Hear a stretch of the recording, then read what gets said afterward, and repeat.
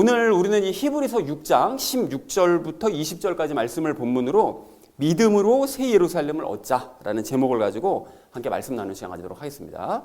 자, 우리가 그 지난주에 아브라함이 하나님의 약속을 받는 이야기를 우리가 함께 나누면서 관련된 세 가지 이야기를 나눴습니다. 그 첫 번째로 나눴던 말씀이 무엇이었을까요? 본문의 의미를 정확하게 알고.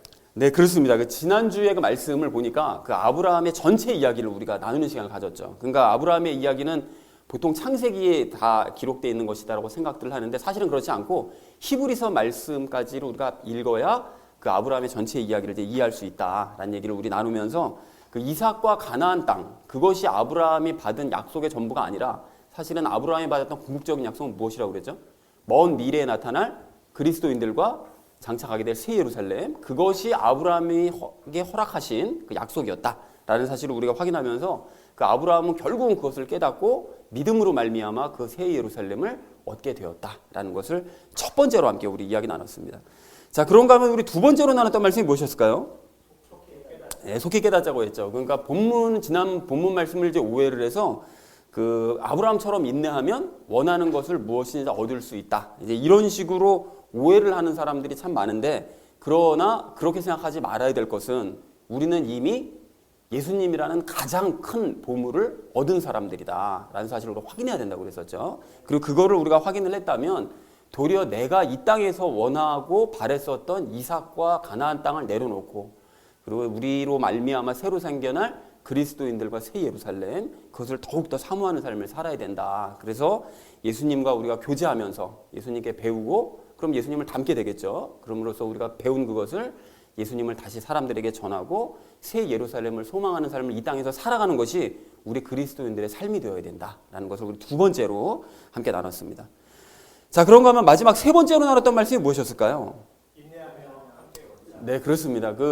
하나님께서 아브라함에게 처음서부터 너에게 언약한 건 이삭과 가나안 땅도 물론 그것도 언약은 언약이지만 그건 일부고 사실 네가 궁극적으로 얻어야 될 언약은 그것이 아니다라고 자세하게 설명해 주셨으면 좋았을 텐데 왜 하나님께서는 그 말씀을 안 하셨느냐? 그것이 두 가지 이유가 있다고 그랬죠. 억지로 강요해서 순종을 받아내는 건 그건 참된 순종이 아니니까요. 그리고 또 하지 말라고 그러면 더 집착하게 되는 게 이게 죄를 가진 사람의 습성이니까요. 그래서 하나님께서 그렇게 하지 않으셨는데 우리에게는 아브라함의 이 모든 이야기를 들려주심으로써 우리에게 자발적으로 순종할 수 있는 기회를 주시는 거죠. 그래서 우리가 그 말씀을 듣고 지난주 말씀을 들으면서 내가 아브라함처럼 우리 돌아갈 것이 아니라 내가 순종해야 되겠다라고 마음먹는 사람에게는 요셉의 길을 허락하시고, 그럼에도 불구하고 나는 내가 원하는 것을 얻어내고 말겠다라는 삶을 사는 사람에게는 야곱의 길을 허락하신다고 그랬었죠. 그런데 그럼에도 불구하고 요셉의 길을 갈지라도 우리에게 시간은 필요하다고 했습니다. 요셉이 이집트를 전체를 다스리기 위해서는 준비되는 기간이 필요했던 것처럼 우리도 새 예루살렘에 들어가기 위해서는 예수님을 닮는 그런 오랜 시간의 그런 훈련의 시간, 그것이 필요하다고 그랬기 때문에 아브라함처럼 우리가 인내하며 견디면서 그것을 얻어내자라는 얘기를 우리가 지난주 마지막 세 번째로 함께 나눴습니다. 그래서 사랑하는 우리 나눔 있는 교회 성도님들 모두는 아브라함의 전체 이야기를 바르게 깨달으시고 아브라함을 따라서 인내하며 열매 맺으셔서 새 예루살렘을 상속받는 저와 여러분 되어지시기를 다시 한번 주님의 이름으로 간절히 축원을 드립니다. 지난주는 아브라함을 묵상하면서 약속을 얻어라라고 말씀을 하셨다면 이번 주 말씀은 믿음으로 새 예루살렘을 얻어라라고 말씀하십니다. 그러니까 아브라함을 묵상하면 결국 믿어야 되는구나라는 걸 이해를 해서 믿음으로 말미암아 새 예루살렘을 얻어야 된다. 이것이 이제 오늘 본문 말씀 내용이 되겠습니다. 그래서 오늘 주제를 이렇게 잡았는데요. 믿음으로 새 예루살렘을 얻자라는 것을 주제로 각절 말씀 나누도록 하겠습니다. 먼저 16절 말씀 함께 읽도록 하겠습니다. 진실로 사람들은 더 큰 자를 두고 맹세하나니 확증하기 위한 맹세가 그들에게는 모든 다툼을 끝내는 것이니라 라고 말씀합니다.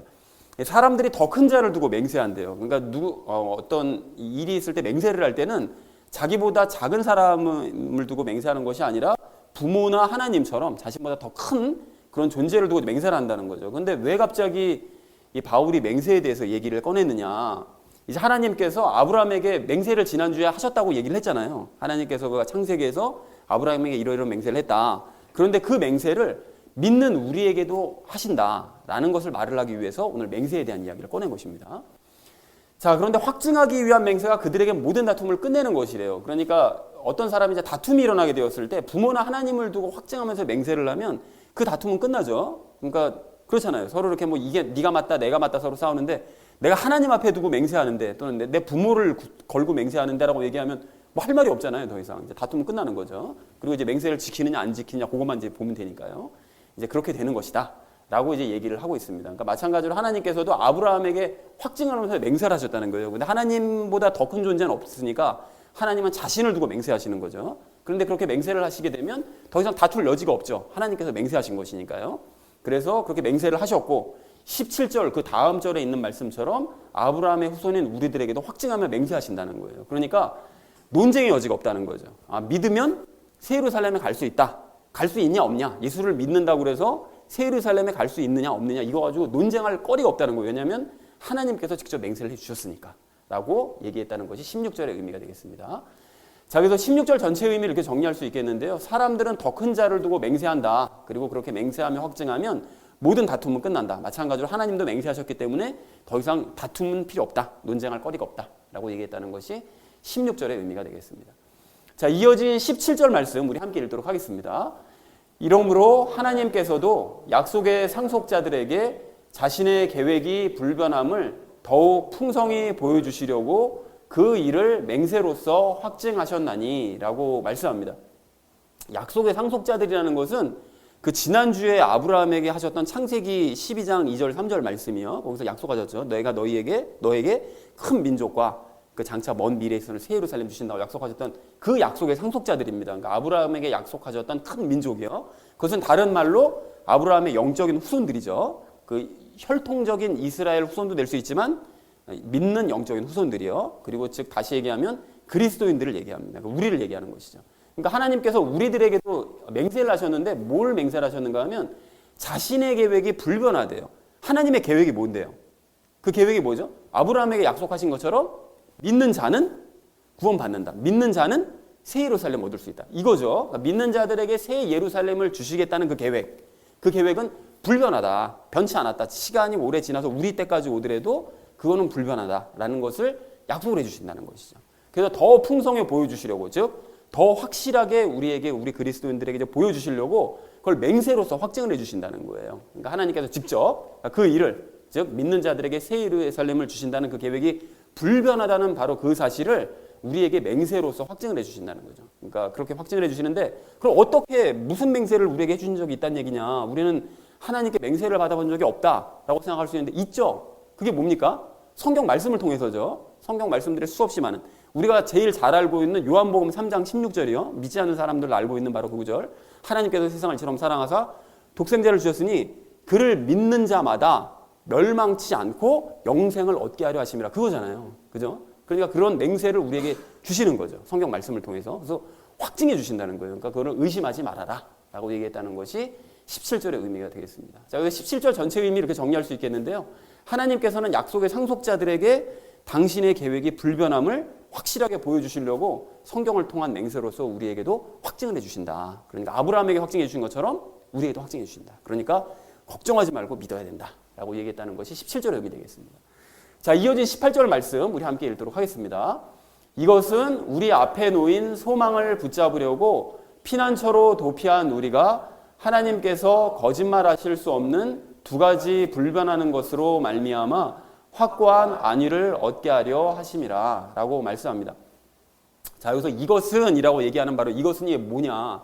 하나님께서 이렇게 맹세까지 하시면서 우리에게 확증을 해주시는 이유는 믿는 자는 새 예루살렘 들어갈 수 있다라고 맹세까지 하시면서 이렇게 확증해 주시는 그 이유가 무엇인가 하면 우리 앞에 놓인 소망을 붙잡으려고. 이게 뭐냐면 우리의 소망이 뭡니까? 장차 우리가 먼 미래에 새 예루살렘 가는 게 우리의 소망이죠. 그거를 새 예루살렘에 들어가려고 그 소망을 우리가 붙잡으려고 우리가 어디로 도피한 거죠? 피난처 대신 예수님께로 우리가 도피를 한 거죠. 그래서 예수님께로 도피하면 새 예루살렘에 갈 수 있다. 그거를 이제 믿고 이제 붙잡은 거예요. 그 복음을 듣고 그걸 믿고 붙잡은 이 사람들에게 하나님께서 이 거짓말 하실 수 없는 하나님께서 이 두 가지 불변하는 것. 그게 뭘까요? 두 가지 불변하는 것이. 이게 예전에 우리가 큐티 했었을 때 제가 그 맹세와 약속이라고 얘기를 해서 좀 약간 두리뭉실하게 말씀을 드렸는데 그 두 가지 불변하는 거 확실한 게 뭐냐면 뭡니까? 아브라함에게 맹세하신 것과 우리에게 맹세하신 것. 그 두 가지 불변하는 것인 거죠. 그러니까 아브라함에게 하셨던 맹세와 우리에게 하신 맹세. 그 두 번에 그렇게 확실하게 하신 그 맹세 때문에 우리가 확고한 안위, 즉 평안을 얻게 하시려고, 확실한 평안을 얻게 하시려고 이렇게 맹세까지 하시면서 우리에게 약속을 해주신다는 것이죠. 예, 그 내용입니다. 자, 그래서 18절을 전체 의미 이렇게 정리해 보자면 하나님께서 맹세까지 하시면서 이렇게 확증을 우리에게 해주시는 이유가 뭐냐? 그 복음을 듣고 새 예루살렘에 들어가려고 예수님께로 도피한 우리가 들어가 놓고도 불안해하면서 혹시 믿는다고 해서 새 예루살렘 못 들어가는 거 아니야? 불안해하고 걱정할까 봐 그런 우리에게 거짓말하실 수 없는 그 하나님께서 두 번이나 맹세를 해주심으로써 확고한 평안을 얻게 하려고. 그러니까 진짜 예수님 믿으면 새 예루살렘에 갈 수 있는 것이 맞구나 라고 확실한 그런 평안을 얻게 하시기 위해서 이렇게 우리에게 맹세까지 해주시면서 확증을 해주시는 것이다 라고 얘기하시는 것이죠. 그러니까 더 이상 의심하지 말고 편안하게 그냥 믿으면 된다는 거예요. 예수님 믿으면 새 예루살렘에 가는 것은 확증된 것이구나 라고 이제 믿어라 라고 얘기하고 있습니다. 자, 이어진 19절 말씀 우리 함께 읽도록 하겠습니다. 우리에게 있는 이 소망은 혼의 닷과 같아서 확실하고 굳건하여 휘장 안에 있는 것 속으로 들어가나니 라고 얘기합니다. 그러니까 우리에게 있는 이 소망은 당연히 새 예루살렘에 들어갈 수 있다는 그 소망 그것이고요.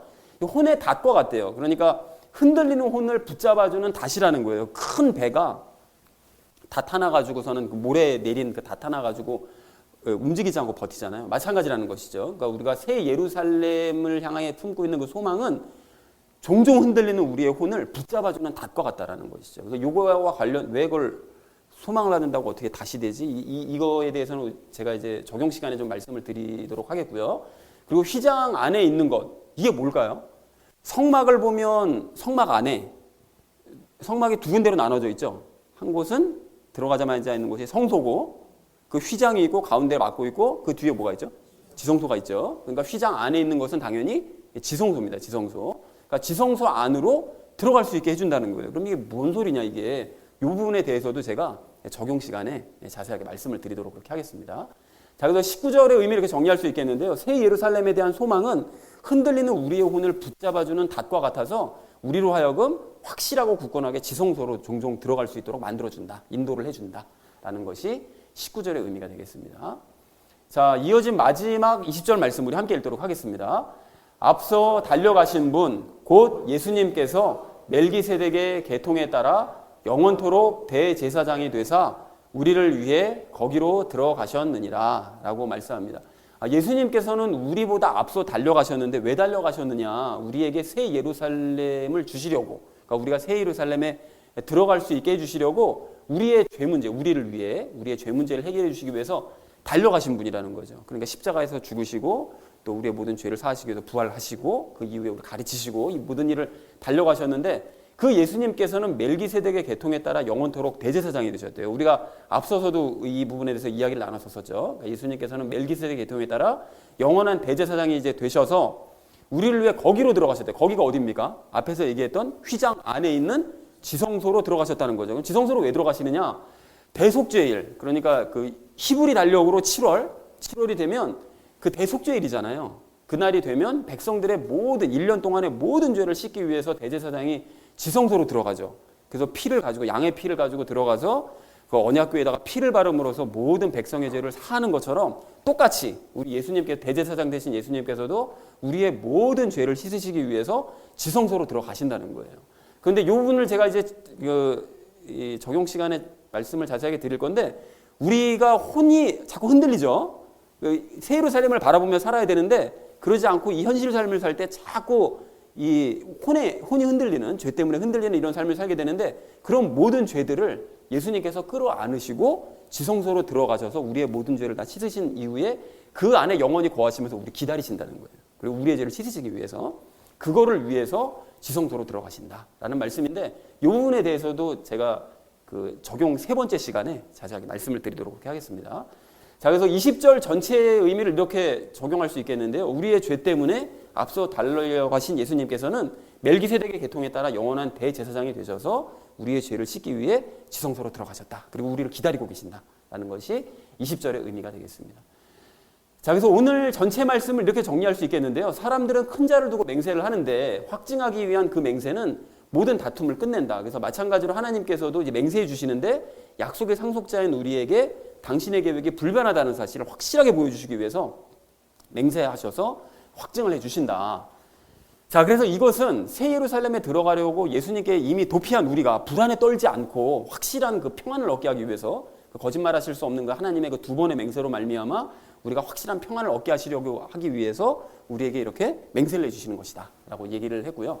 그리고 새 예루살렘에 대한 그런 소망은 흔들리는 우리의 혼을 붙잡아두는 닷과 같은데, 여기까지는 이제 하나님께서 하시는 일이고, 이 뒷부분에 대한 얘기는 우리와 관련된 이야기인데, 그렇게 흔들리는 혼을 붙잡아주는 닷과 같아서 확실하고 굳건하게 우리가 지성소로 늘 들어갈 수 있도록 만들어 주신다. 자, 그리고 예수님께서도, 우리를 위해 앞서 달려가신 그 예수님께서도 멜기세덱의 계통에 따라서 영원한 대제사장이 되셔서 우리를 위해 지성소로 들어가셔서 우리를 기다리고 계신다라고 얘기했다는 것이 오늘 본문 전체의 내용이 되겠습니다. 그런데 이렇게 정리하고 나서도 약간 내용이 좀 약간 헷갈리는 것 같은데, 무슨 내용인지 잘 모르겠는데 싶으실 것 같아서 이걸 마지막으로 정리를 다시 한번 하는데요. 그러니까 오늘 본문 말씀은 새 예루살렘에 들어가기 위해서 정말로 예수님 믿어야 되는가? 라고 의심하는 유대인들을 위해 하신 말씀이에요. 그런데 이거를 하나님께서 두 번이나 직접 맹세하셨기 때문에 그걸 의심할 필요는 없다라고 얘기한 게 세 가지, 그러니까 17, 18, 19절까지 내용이 바로 이 내용이고요. 그 이후의 내용은 아브라함의 약속을 상속받은 그리스도인들은 어떤 삶을 사는지 그거에 대해서 얘기한 것이 19절, 20절 내용이다 라고 정리하시면 되겠습니다. 내용이 정리가 되셨죠? 전체 내용은 바로 이 내용입니다. 그래서 우리가 이제 적용 시간에 세 가지 내용을 나눌 건데요. 첫 번째는 새 예루살렘에 들어가는 방법에 대해서, 두 번째는 새 예루살렘을 소망하는 삶에 대해서, 마지막 세 번째는 지성소에 대해서 함께 말씀을 나누도록 하겠습니다. 자, 그래서 오늘의 결론이요, 믿음으로 새 예루살렘을 얻자라는 걸 주제로 나머지 말씀은 삶에 적용하면서 함께 말씀 나누는 시간 가지도록 하겠습니다. 믿음으로 새 예루살렘을 얻어야 될 우리가 오늘 첫 번째로 함께 나눌 말씀은 새 예루살렘에 들어가는 방법을 확인하자라는 것입니다. 여러분, 그 새 예루살렘에 들어가는 방법을 우리가 이제 그 나누기 전에 먼저 확인하실 게 있는데, 새 예루살렘은 가장 완벽하고 가장 좋은 나라입니다. 여러분, 우리가 이 새 예루살렘을 본 적이 없잖아요. 본 적이 없다 보니까 성경에도 뭐 이렇게 자세하게 내용이 기록되어져 있지는 않거든요. 거기 뭐 무슨 어떤 보석으로 돼 있고 뭐 수정처럼 된 바다가 있고 뭐 그냥 대충 그냥 머릿속으로만 대충 이렇게 짐작할 뿐, 뭐 모양을 본 적이 없기 때문에 우리가 상상하기가 어려울 수 있는데, 이 땅의 안 좋은 면들과 비교를 하면 어느 정도 상상이 가능합니다. 그래서 가령 우리가 여러분 이 땅에서 살아갈 때 이제 속상한 일들이 막 있잖아요. 근데 그 속상한 일들이 어쩔 때 속상합니까? 뭐 많죠. 많은데 그 중에서 몇 가지를 짚어보자면, 엉망진창이니 정치 상황과 정치인들 때문에 진짜 속 많이 상하잖아요. 보다 보면 이게 나란가 이게 막 이런 생각 들 때 있고요. 그리고 또 먹고 사는 문제 때문에 속이 상할 때도 있습니다. 그것 때문에 때로는 막 괴로울 때가 있죠. 그리고 심한 경쟁이나 또는 기타 이유로 내 개인적인 소망을 전혀 이룰 수 없을 때, 정말 꼭 그걸 이루고 싶은데 이룰 수 없는 그런 상황이 됐을 때 정말 속이 많이 상하죠. 그리고 예상치 못한 어떤 질병을 얻거나 가족 간의 어떤 문제 때문에 속이 상해서 눈물을 흘리는 경우도 우리가 이 땅에서 살 때는 종종 있다라는 것입니다. 그런데 새 예루살렘은 이제 이것과는 전혀 반대되는데요. 수준 낮은 어떤 정치나 정치인들 때문에 속상할 일이 전혀 없습니다. 왜냐하면 하나님의 공의와 사랑이요, 완벽한 공의와 완벽한 사랑으로 그 운영되는 나라이기 때문에 속상할 일이 전혀 없어요. 도리어 깨끗하게 운영되는 나라이기 때문에 늘 기쁨으로 만족하면서, 와 정말 이렇게 기쁜 나라가 있나? 이런 마음으로 살 수 있는 나라가 새 예루살렘이라는 거죠. 그리고 또 새 예루살렘은 먹고 사는 일 때문에 속상할 일이 전혀 없이요, 우리의 모든 필요가 완벽하게 다 채워지고 제공되는 나라가 새 예루살렘입니다. 그리고 새 예루살렘은 개인 소망을 이루지 못할 일이 전혀 없고요, 우리의 소망이 가장 완벽하게 이루어져서 가장 큰 만족과 기쁨이 있는 나라가 새 예루살렘이라는 것이죠. 그리고 새 예루살렘은 질병이나 가족을 비롯한 기타 문제들 때문에 괴로울 일이, 마음 상할 일이 없고요, 병 없고 눈물 없이 웃음이 넘쳐나는 나라가 새 예루살렘이라는 것입니다. 그런데 이렇게 말씀을 드렸음에도 불구하고, 야 그래도 너무 좀 이렇게 막연하다라고 느낌이 잘 안 오실 수 있다면 이렇게 상상해 보실 수도 있어요. 어떤 나라에서 이민을 받는데요, 적극적으로 이민을 받는데 그 나라는 투명하고 깨끗하게 운영이 되는 나라고요. 그리고 그 나라로 이민을 가면 먹고 사는 데 필요한 모든 것들을 국가 차원에서 완벽하게 제공을 다 해준대요. 그리고 각 개인이 소망하는 것도 완벽하게 이룰 수 있도록 국가 차원에서 지원을 아끼지 않는 그런 나라가 있다는 거예요. 그리고 병에 걸리지 않도록 완벽하게 대비를 해주고, 또 관계 등의 문제도 전혀 생기지 않도록 철저하게 관리해주는 나라가 있다라고 상상을 해보시자고요. 근데 이 모든 일들이 다 무상으로 이루어져요. 개인이 뭐 돈 들일 일이 하나도 없는 거예요. 그냥 몸만 가면 되는 나라예요. 그런 나라가 있다면 당연히 그런 나라로 이민 가고 싶지 않겠습니까? 언어 장벽도 없어요, 심지어. 그렇다면 당연히 그런 나라로 가고 싶지 않겠습니까? 그 나라가 바로 새 예루살렘이라는 것이죠. 그런데 이렇게 완벽한 환경적인 조건을 차치하고서라도 그 새 예루살렘이라는 나라가 정말로 좋은 이유가 있는데, 가장 좋은 이유는 예수님을 늘 만날 수 있고 그분과 얼굴을 마주대하면서 이야기를 나누고 교제할 수 있다는 이 점이 그 나라의 가장 좋은 점이라는 것입니다. 자, 그렇다면 이렇게 좋은 새 예루살렘을 어떻게 해야 갈 수 있는 것일까요? 어떻게 하면 갈 수 있습니까? 믿으면 갑니다. 믿으면. 좀 더 구체적으로 말씀드리자면 예수님께서 우리의 영혼육을 구원하실 것을 믿으면 그 나라에 갈 수 있습니다. 자, 그러면 좀 이상한 점이 있잖아요. 아니, 예수님이 그 일을 하실 수 있다는 것을 믿는 것과 그곳에 가서 그 환상적인 나라에 가서 그걸 누릴 수 있다는 사실이 서로 매칭이, 이게 뭐 믿는다고 해서 왜 그 나라에 어떻게 갈 수 있는 것이냐. 이게 상관관계가 전혀 없다고 느껴질 수 있는데, 여러분 그 이유가 무엇인가 하면요. 두 가지 이유가 있는데요. 그 첫 번째는 그것이 바로 하나님께서 정해놓으신 원칙이자 약속이기 때문에 그렇습니다. 그러니까 하나님께서 여러분 지난주 그 아브라함에게 약속해 주신 그 약속 기억하시나요? 하나님께서 아브라함에게 하셨던 약속이 이삭과 가나안 땅이 아니라 먼 미래에 나타날 그리스도인과 새 예루살렘이라고 약속을 해주셨잖아요. 그런데 그거를 어떻게 하면 얻을 수 있다고 얘기를 했었죠? 오직 믿으면, 아브라함이 그걸 믿으면 그걸 주겠다라고 약속을 해주셨다는 거예요. 그래서 아브라함이 믿었더니 하나님께서 그 아브라함을 뭐라고 말씀하세요? 의롭다고 말씀하시잖아요. 그걸 의로 여기셨다고. 그래서 아브라함을 믿음의 조상이라고 부르는 거예요. 뭐 믿음이 좋아서도 믿음의 조상이기도 하지만 하나님께서 그 주신 그 약속을 최초로 믿은 첫 번째 그리스도인이었기 때문에 그분을 믿음의 조상이라고 그러니까 얘기를 한다라는 것이죠. 그러니까 하나님께서는 그렇게 믿는 자들에게 새 예루살렘을 주겠다라고 아예 태초부터 결정을 해 놓으셨고, 그래서 실제로 믿는 사람들은 새 예루살렘을 받을 수 있도록 아예 시스템을 그렇게 만들어 놓으셨다라는 것입니다. 그러니까 믿으면 새 예루살렘에 그냥 누구든지 가는 거예요. 그냥 그거는 하나님께서 정하신 원칙이라는 거죠. 자, 그런 의미에서 여러분 오늘 17절 말씀을 좀 다시 보십시오. 이게 보시면 하나님께서는 약속의 상속자들, 즉 그리스도인들에게 뭘 확증해 주신다고요? 당신의 계획이 불변하다는 사실을, 즉 믿는 자들에게 새 예루살렘을 주겠다는 그 계획은, 그 약속은 불변하다. 아브라함 때나 지금이나 불변하다는 것을 더욱 확실하게 보여주시려고 성경 말씀을 통해서 우리에게도 확증해 주신다라고 17절에서 말씀을 하시더라는 거죠. 그러므로 예수님 믿으면 새 예루살렘에 들어갈 수 있다는 이 사실을 의심하지 말라는 거예요. 전혀 의심하지 말라는 거죠. 하나님께서 정해주시고 맹세까지 하신 거니까. 아브라함에게도 하시고 우리 각 세대마다 또 계속 맹세를 해주신 거니까 절대 의심하지 말라는 거죠. 그런데 그럼에도 불구하고 의심을 할까봐, 특히 이제 유대인들이요, 예수님을 믿는다고 이 교회에 모여있는 그 유대인들이 자꾸 믿음이 이제 왔다 갔다 하는 그런 유대인들이 있다 보니까 18절 말씀을 보면 거짓말하실 수 없는 하나님께서 아브라함에게 우리에게 두 번이나 맹세하심으로써 예수님 믿고 예수님께로 피한 자들에게 확실한 평안을 주신다라고 거듭해서 바울이 강조를 하더라는 것입니다. 그러니까 의심하지 말라는 거예요. 그러니까 이 모든 상황을 여러분 거꾸로 생각해 보시면 하나님께서는 믿음을 정말로 소중하게 여기시는 분이시로구나라는 사실을 우리가 확인을 할 수가 있는데요. 그래서 노아의 홍수 때도 그랬고, 또 출애굽한 이후에도 그랬고, 노뱀 사건 때도 그랬고, 가나안 땅에 들어가 살 때도 그렇고, 하나님께서는 항상 어떤 사람을 구원하셨습니까? 믿는 사람을 구원하신 거예요. 그 다 안 믿을 때도 한 사람 믿으면 그 사람 때문에 전체를 구원하시는, 그러니까 믿음을 너무나 소중하게 생각하시는, 역사 내내 믿음을 강조하신 분이다라는 사실을 우리가 확인할 수 있다는 거죠. 자, 그러므로 새 예루살렘에 들어가려면 오직 예수님을 믿어야 되고, 예수님 믿으면 새 예루살렘에 들어갈 수 있다는 사실을 의심하지 않고 믿는 우리 모두가 되기를 소망합니다. 자, 그런가 하면 믿기만 한다고 해서 어떻게 그 완벽한 나라인 새 예루살렘에 들어갈 수 있느냐를 설명할 수 있는 또 다른 이유가 한 가지 더 있는데요. 여러분, 우리에게 익숙한 교리요, 예수님과의 연합의 교리 때문에 우리는 새 예루살렘에 들어갈 수 있습니다. 여러분, 이게 무슨 소린가 하면, 여러분 예수님을 믿으면 예수님과 연합한다는 사실은 뭐 너무나 다 알고 계시죠? 이건 뭐 믿고 계시잖아요. 자, 그렇다면 예수님과 연합한 우리는 언제든 어디서든 예수님께서 계시는 곳은 항상 함께하게끔 되어져 있습니다. 왜 그렇다고요? 예수님이 하나도 있으니까요. 예수님 가시는 곳이 우리는 항상 함께 가게 되어 있는 거예요.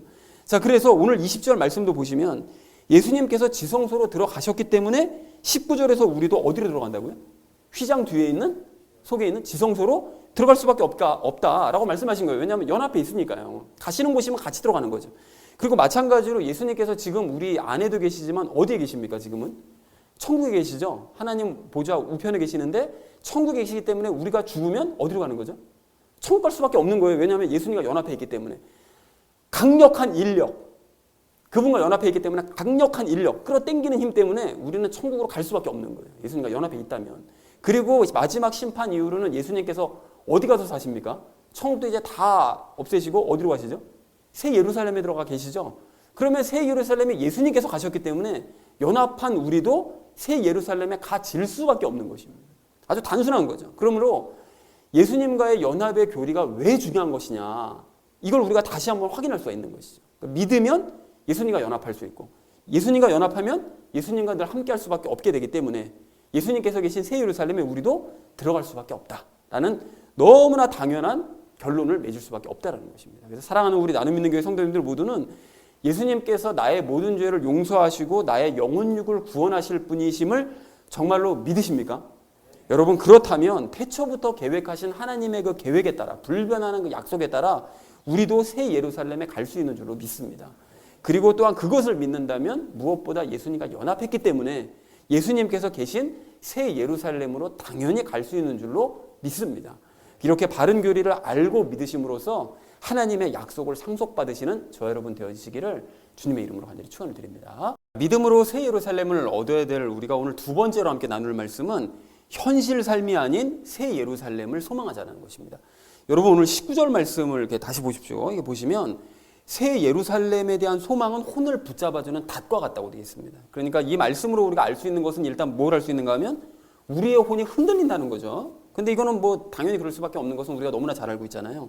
우리의 혼은 죄에 익숙하기 때문에 예수님과 연합한 영의 명령을 듣는 것보다는 아직까지도 죄의 명령을 듣는 것에도 익숙합니다. 이제 그렇다 보니까 그 아브라함에게 주셨던 그 약속 있잖아요. 그러니까 이 땅에 있는 이삭과 가나안 땅이 아니라 눈에 보이지 않는 큰 민족, 또 새 예루살렘, 이제 그거를 더 사모해야 되는데 사실은 이삭과 가나안 땅이 더 좋아 보이는 이런 일이 이제 우리에게 일어난다는 거죠. 그러니까 이 세상이 이제 더 좋아 보이고요. 그러니까 내 앞에 있는 이삭이 더 좋아 보이는. 자, 그렇다면 우리도 이 정도인데 죄의 문제를 해결받지 못했던 아브라함 같은 경우는 얼마나 더 큰 유혹을 받았겠느냐라고 우리가 상상해 볼 수가 있죠. 그래서 살아서는 아브라함 입장에서는 그리스도인들을 만나볼 일이 없잖아요, 사실은. 그냥 그렇다고 그러시니까 그냥 먼 미래에 그런 애들이 나타나나 보다 이제 상상만 할 수 있는 거지, 그냥 뭐 후손들을 만나볼 수도 없고, 그리고 죽어서 아브라함이 새 예루살렘을 당장 볼 수 있는 것도 아닙니다.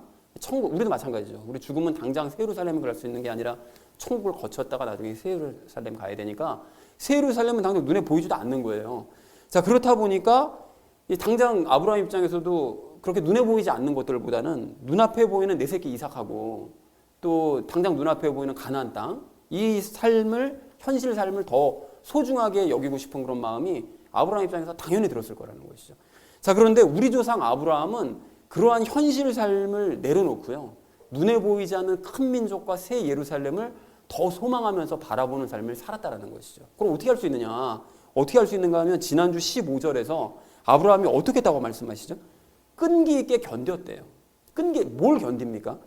아브라함은 큰 민족과 새 예루살렘이 그게 정말 먼 미래에나 있을 일이라서 허상같이 이게 느껴지지만, 그리고 눈앞에 있는 그런 현실 삶에 그래서 더 주목하고 싶은 마음이 당연히 들었지만, 그럼에도 불구하고 아브라함은 끈기 있게 그러한 유혹을 견뎌내고 이겨내서 눈앞의 현실 삶이 도리어 이게 허상이고, 내 눈앞에 이삭과 가나안 땅이 보이지만 이게 도리어 허상이고, 먼 미래에 나타나게 될 큰 민족과 새 예루살렘이 그게 곧 실상이로구나라는 것을 여겨지도록 그렇게 느끼면서 살았다는 것이죠. 그렇다면 여러분, 우리도 마찬가지입니다. 우리가 이 땅에서 살다 보면 우리의 혼이 수시로 흔들려요. 눈앞에 보이는 것 때문에. 즉, 당장 눈앞에 보이지 않는 그리스도인이요, 내가 열심히 복음을 전해서 새롭게 생명을 얻게 될 그리스도인들이 뭐 앞으로 생길지 안 생길지 그걸 내가 뭐 어떻게 아냐, 눈에 보이지도 않는데 라고 생각할 수 있죠. 그리고 또 새 예루살렘, 그거 뭐 당장 내 눈앞에 보이지도 않고 갈 수도 없는 곳인데 그거를 내가 뭐 그걸 소망하면서 그거 뭐 보이지도 않는데 그걸 뭐 어떻게 하라고, 그러니까 그걸 소망하면서 사는 게 뭐 어떻게 하라고 나보고, 이렇게 생각해서 당장 눈에 보이지 않는 그런 것들보다 그냥 눈앞에 보이고 느낄 수 있는, 내가 소망하는 그 이삭이요, 그리고 내 눈앞에 보이는 내 땅이요, 내가 살고 있는 거처요, 이게 더 좋고 이 땅에서 내가 해야 될 일도 많다 보니까, 그러니까 나는 그냥 이 땅 삶에나 충실하며 살란다 라고 생각할 수 있다는 것입니다. 그러니까 죄의 유혹에 이끌려서 이 땅의 현실 삶에 몰두하는 삶을 살 수 있다는 거예요. 그런데 우리가 우리 조상 아브라함처럼 하나님의 약속을 받은 게 맞다면, 그리고 우리가 예수님의 구원을 믿는다면, 그래서 하나님의 새로운 그 새 예루살렘, 상속 유산을 받는 사람들이 맞다면, 우리는 우리 조상 아브라함처럼 현실 삶이 아니라 새 예루살렘을 소망하는 삶을 살아야 된다는 것입니다. 좀 더 구체적으로 여러분, 이 땅에서 우리가 살아가는 동안 이 현실 삶과 새 예루살렘에 대한 소망이 이렇게 상충할 때가 있잖아요. 뭐 새 예루살렘 눈에 보이지도 않으니까 나는 관심 없고 그냥 이 땅 살만 열심히, 이렇게 상충을 하게 될 때 내가 살아가는 도리어 이 현실 삶이 새 예루살렘에 가는 것과 상관이 있는 일인지 없는 일인지를 살펴봐서 내가 지금 추구하고 행하려고 하는 이 일이 새 예루살렘에 가는 것과 아무 상관이 없는 일이라면 그 일을 하지 말아야 되는 그런 일까지 해야 된다는 것이죠. 그 기준이 이 땅이 아닌 저곳이 돼야 된다는 것입니다. 그러니까 다시 말씀드려서 새 예루살렘에 가는 것과 상관이 없다면 하고 싶은 일이라도 하지 말아야 되는 것이고요. 새 예루살렘에 가는 것과 상관이 있다면 하기 싫은 일이라도 해야 된다는 거예요. 그게 그러니까 저곳을 기준으로 이 현실 삶을 좌지우지하는 이런 삶을 살아야 된다는 것입니다. 그래서 여러분, 가령 내가 이 땅에서 일을 하는 그 이유가 단지 내가 먹고 살기 위해서, 아니면 좀 더 잘 먹고 잘 살기 위해서라면 그건 순수하게 이 땅 삶을 위한 것이죠. 그렇게 되면 여러분, 그 일을 계속해야 될지 말아야 될지 고민해 보셔야 됩니다. 그거 정말 해야 되는 게 맞나? 고민하셔야 돼요. 내가 일을 하는 궁극적인 이유는 내가 열매를 맺고 새 예루살렘에 가기 위한 방편이 되어야 된다는 것이죠. 그리고 여러분, 자식들 교육을 시키는 문제도요. 내가 애들을 성공시키기 위해서, 내가 좀 더 애들을 잘 먹고 잘 살게 하기 위해서 애들을 교육을 시킨다. 그런 건 순수하게 이 땅의 삶을 위해서만 그냥 교육을 시키는 거잖아요. 그러면은 그렇게 되는 교육은 심각하게 고려를 해보셔야 됩니다. 애들을 여러분, 우리가 교육시키는 그 이유는 우리 애가 열매 더 잘 맺고 새 예루살렘을 더 소망하게 만들기 위한 그 방편으로 교육도 시키는 거예요.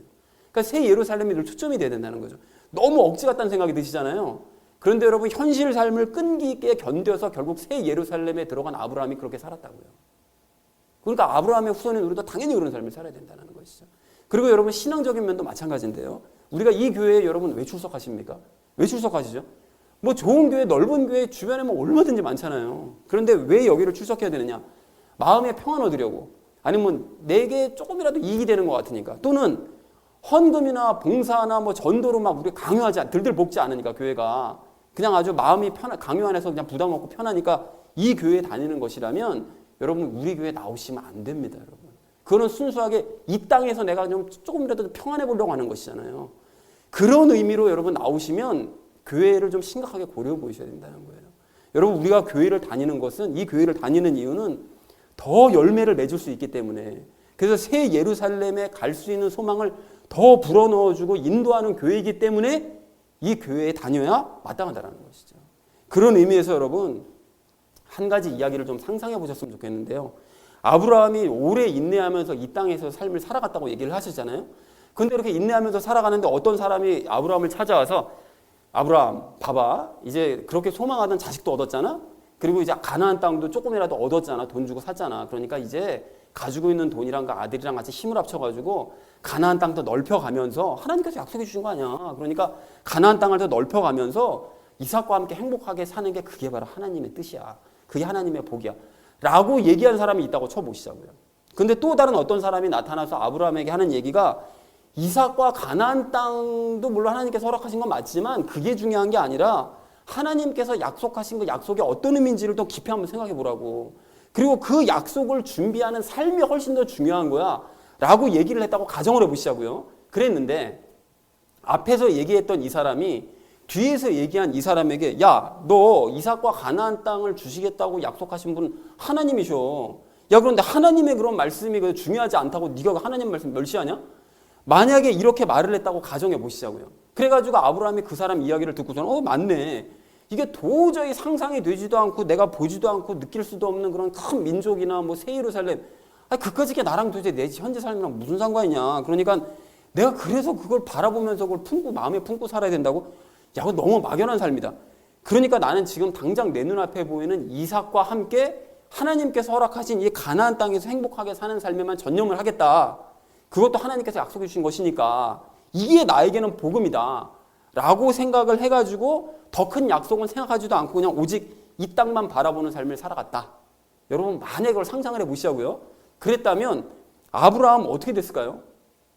아브라함 이야기는 성경에 기록되지도 않았어요. 기록되지도 않았다고요. 아브라함이 미혹하는 사람 말에 넘어가서 복음이라고 생각했던 그 복음이라는 것은 사실은 가짜 복음이고 아브라함을 그냥 이 땅의 삶에만 얽매이게 만드는 어긋난 길로 가게 만드는 저주의 말이라는 것입니다. 여러분. 근데 지금도 이게 마찬가지라는 거예요. 여러분 이 땅에서 이 복음이라고 주장하는 그런 말들을 여러분 가만히 들어보세요. 설교들 한번 가만히 들어보세요. 결론이 뭡니까?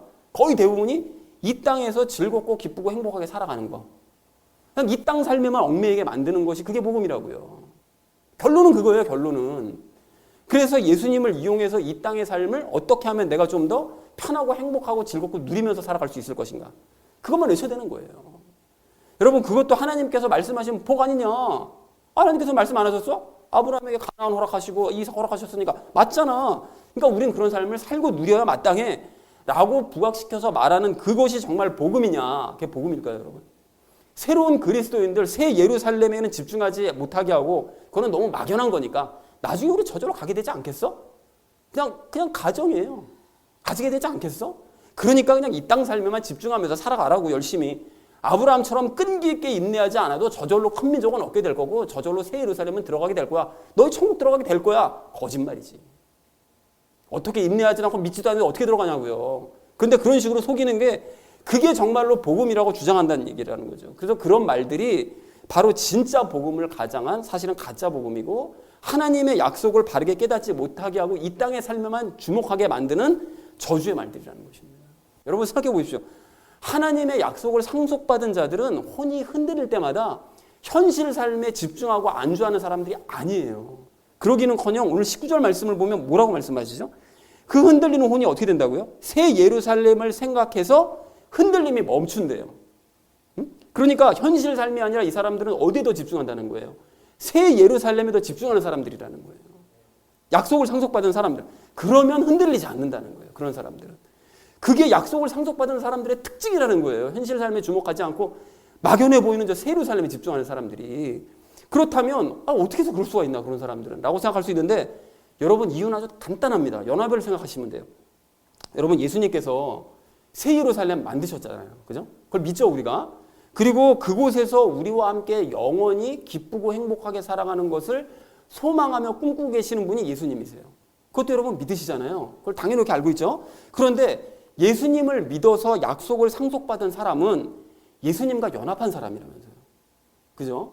그러면은 예수님과 연합한 사람이라면 당연히 예수님의 마음을 가지고 있겠네요. 그죠? 그건 너무 당연한 얘기 아닙니까?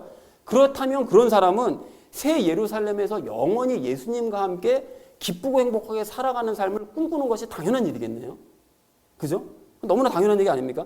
그런 사람이 이 땅의 현실 삶에만 집착하고 새 예루살렘 얘기하면 시큰둥이 한다고요? 그런 일은 일어나지 않습니다, 여러분. 그런 일은 절대로 일어나지 않아요. 새 예루살렘을 소홀히 여기는 일은 일어나지 않는다고요. 그렇게 예수님과 연합한 사람은 예수님과 같은 마음을 품기 때문에 새 예루살렘만 생각하면 기쁘고 행복한 거예요. 이 땅의 삶이 중요한 게 아니라고 느껴진다고요.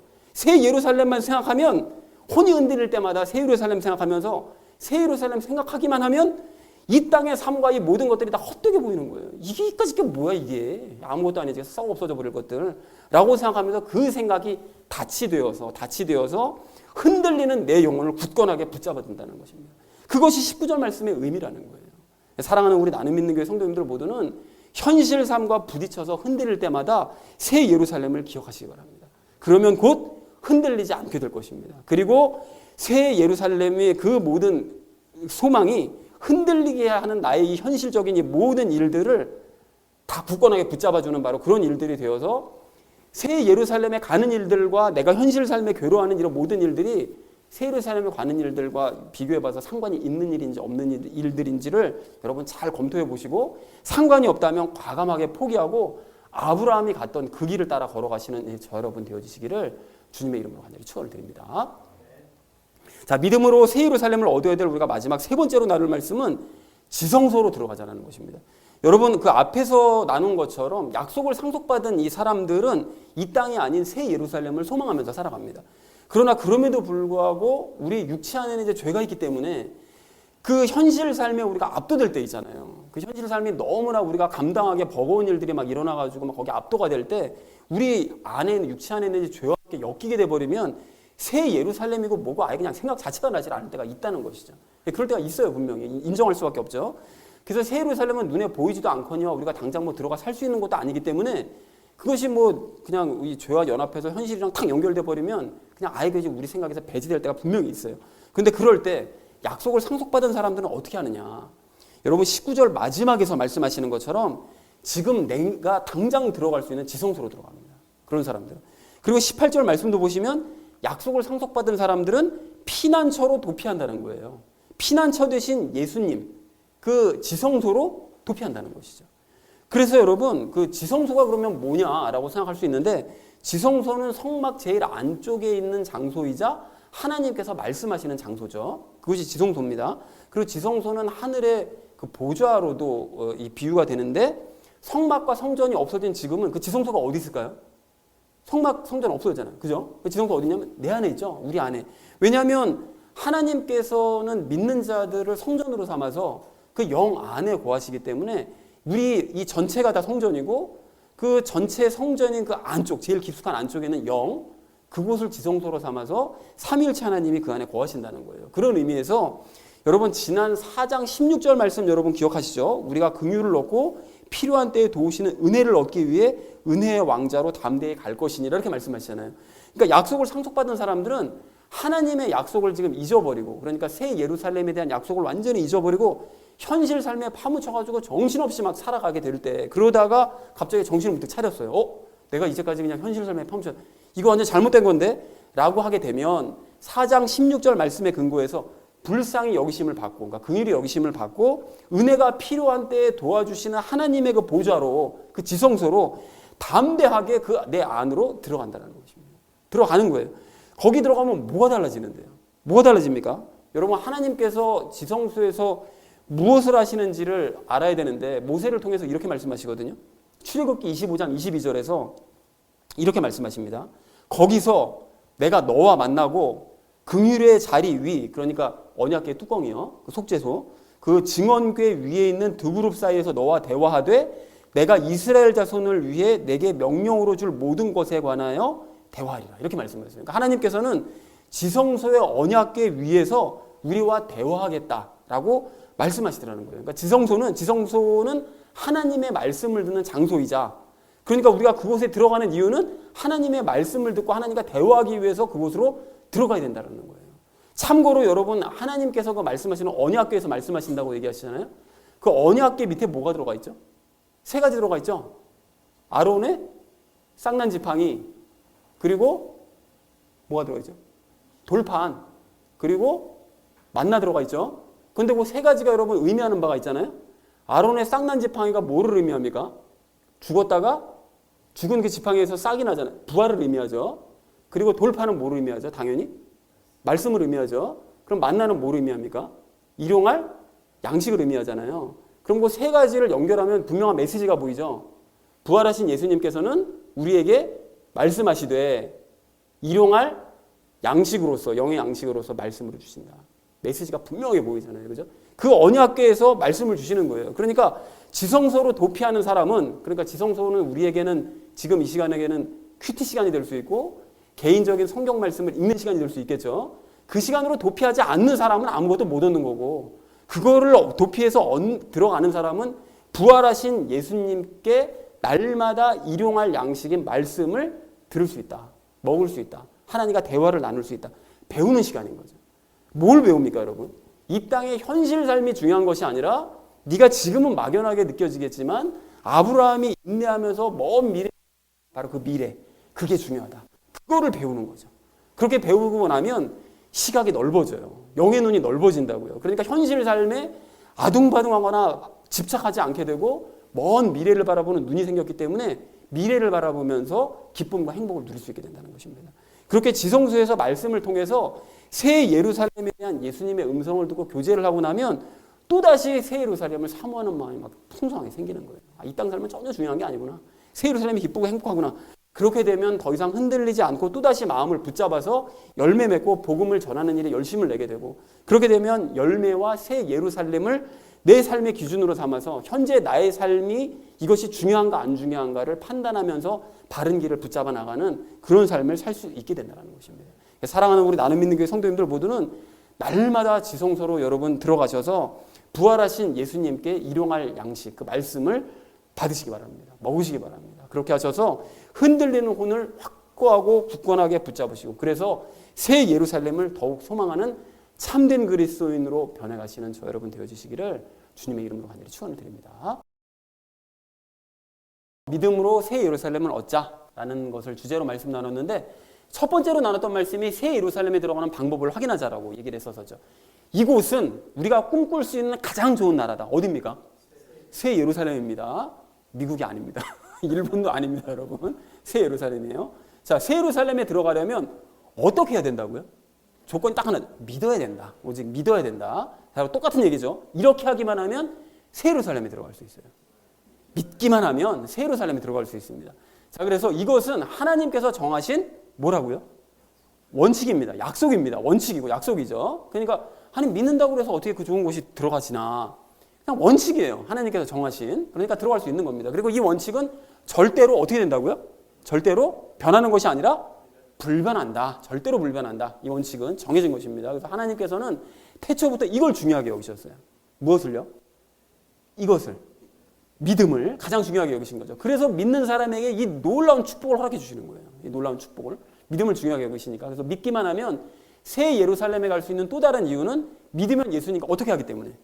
연합하기 때문에. 이게 확실한 이유죠. 그래서 예수님과 연합하면 어디든지 예수님과 언제든 어디든지 함께 할 수 있기 때문에 장차 예수님께서 계실 어디로 갈 수 있다고요? 새 예루살렘으로 갈 수 있다. 그분이 가시기 때문에, 연합했기 때문에 우리도 당연히 가는 거예요. 당연히. 그래서 제가 예전에 말씀드렸죠. 새 예루살렘에 들어가기 위해서 막 아둥바둥 우리가 뭐 어떻게 해야 되냐, 뭐 이게 아니라 예수님을 믿고 그분과 교제하면 당연히 간다. 당연히. 저절로 간다. 그 이유는 연합하기 때문에. 당연히 가는 거죠. 당연히. 그렇게 되는 것입니다. 자, 우리 두 번째 우리 나눴던 말씀이 현실 삶이 아닌 새 예루살렘을 소망하자라고 했는데요. 우리의 이것은 종종 흔들립니다. 무엇이요? 우리의 혼은 종종 우리가 흔들리죠. 혼에 닿을 것 같다고 그랬죠. 그래서 큰 민족과 새 예루살렘의 그 약속보다는 이 땅에 누구와, 이 땅의 이삭과, 내 소망인 이삭과 또 무슨 땅이요? 가나안 땅. 이게 사실 눈에 더 많이 가는 것이 사실이에요. 이게 눈에 보고 느낄 수 있으니까.